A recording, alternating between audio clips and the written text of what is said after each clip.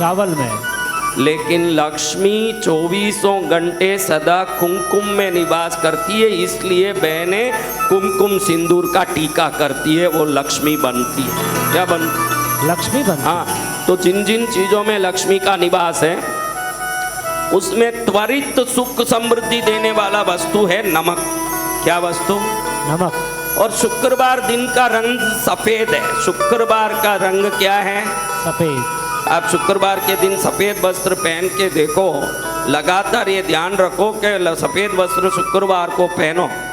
आप देखोगे कि उस दिन धीरे धीरे आपके रिश्तों में बहुत ज़्यादा कनेक्टिविटी बढ़ती है। दोस्त हो, पति पत्नी हो, रिश्तेदार हो, मामा भांजा, बुआ भतीजा, ऐसे कोई भी हो।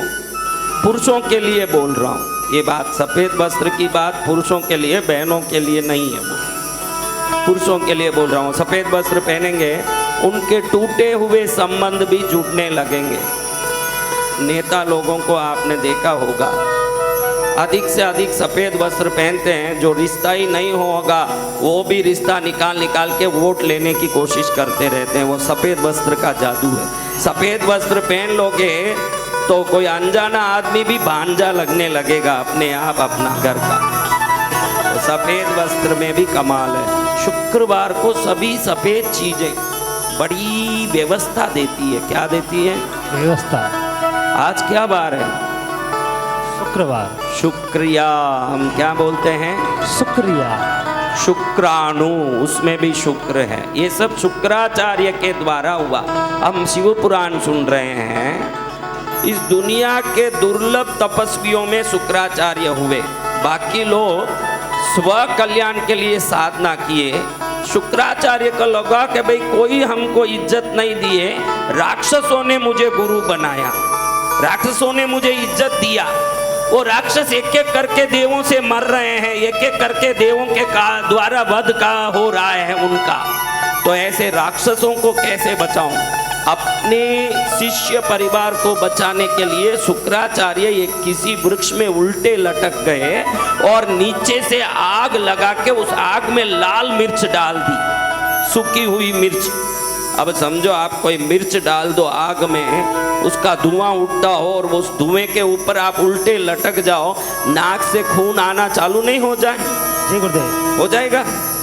तो ऐसे नाक में खून आते कई हजार वर्ष तक शुक्राचार्य ने साधना की, तो भगवान शंकर प्रकट होके बोलते हैं कि तेरी तपस्या से मैं प्रसन्न हुआ भाई भार्गव। उनका नाम भार्गव है। क्या है? भार्गव। तेरे तपस्या से मैं प्रसन्न हुआ, क्या मांगना है? कोई मुझे इज्जत नहीं दिए महादेव, ये राक्षसों ने मुझे गुरु बनाया। उन राक्षसों का रक्षा हो, राक्षसों को देवताओं से बड़ी अत्याचार हो रही है, राक्षसों की रक्षा हो। मुझे आशीर्वाद दो कि मुझे संजीवनी मंत्र आपसे प्राप्त हो। क्या मंत्र? संजीवनी। मृत्यु संजीवनी मंत्र। उस मंत्र को एक बार फूंको, मरा हुआ क्या हो जाए? जीवित हो जाए सदगुरु भगवान। हाँ, तो भगवान शंकर ने कहा हे भार्गव, जीवित तो सिर्फ शुक्राणु करता है। तू जीवित होने का मंत्र मांगा तो तुझे मैं मृत्यु संजीवनी मंत्र भी दूंगा। शुक्राणु की तरह तू सबको जीवित करता है, प्राण देता है, इसलिए आज से तेरा नाम शुक्राचार्य होगा। तेरा नाम भी शुक्राचार्य रखता हूं। कल देखा हमने बृहस्पति नाम भगवान शंकर ने आंगिरस ऋषि को दिया कि तू बृहत तप किया, इसलिए तुझे बृहस्पति नाम पड़ेगा।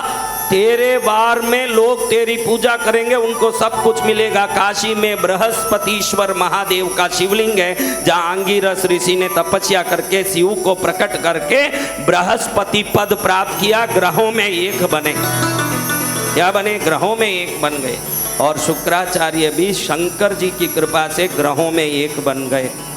और शंकर जी ने कहा कि तेरे शुक्राणु के शरीर में प्रवेश से ही मनुष्यों में वंश वृद्धि होगी। अगर तेरी कृपा नहीं होगी तो वंश वृद्धि नहीं होगी। किसी को पुत्र नहीं हो, उनकी जन्म कुंडली चेक करोगे तो शुक्र नीच का होगा, जरूर वो शुक्र नीच का होगा। जिसका शुक्र नीच का हो गया उसको पुत्र प्राप्त नहीं होता। कई लोग बोलते हैं हम इसका भरोसा नहीं करते।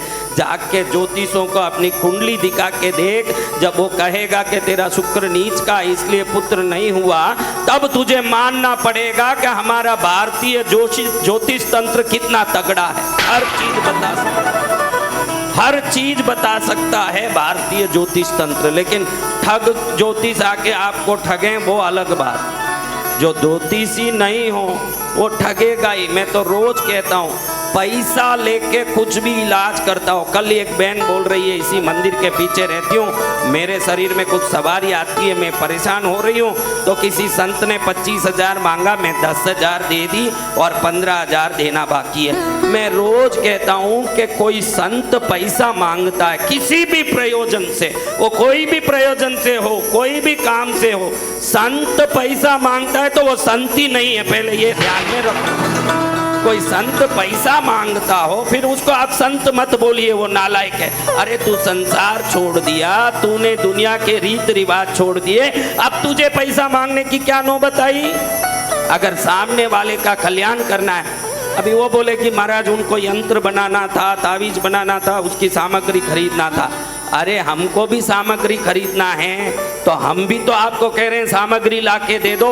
जिसको तावीज बनाना है वो तावीज की सामग्री मंगा लें और उसको बना के दे दें। पैसा क्यों ले रहा है? पैसा इसलिए लिया जाता है 5,000 की सामग्री होगी, 25,000 लेके 20,000 ऐंठना है लोगों का, ये चक्कर है। जो संत, जो ज्योतिष, जो तांत्रिक पैसा लेके इलाज करते हैं वहाँ मत जाइए। जाइए सामने कात्यायनी माँ के दरबार में और माथा टेक लीजिए। उसमें जितनी शक्ति ही होगी, उसके चरण की धूल की शक्ति भी किसी में नहीं होगी, उतनी शक्ति उसमें होगी। जाना हो तो मंदिरों में जाइए, जाना हो तो भगवान के चरण में जाइए।